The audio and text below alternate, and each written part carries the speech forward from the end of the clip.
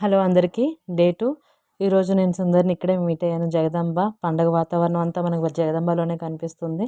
And అక్కడి నుంచి మేము సిరిపురం వచ్చాము. I love Vizag. చాలా ఫెమిలియర్ ప్లేస్, అందరికీ తెలుసు. చాలా బ్యూటిఫుల్‌గా ఉంటుంది. ఇక్కడికి ఎందుకు వచ్చామంటే నాకు ఐస్ క్రీమ్ తినాలని చాలా చాలా క్రేవింగ్ అనిపించింది. సో, అందుకే ఐస్ ఏజ్‌కి వచ్చాము. రీజన్ ఏంటి ఐస్ ఏజ్ అంటే నాకు అక్కడ బ్రౌనీ సిజ్లర్ చాలా ఇష్టం తినడం. సో, అక్కడ అది లేదు అన్‌ఫార్చునేట్‌లీ.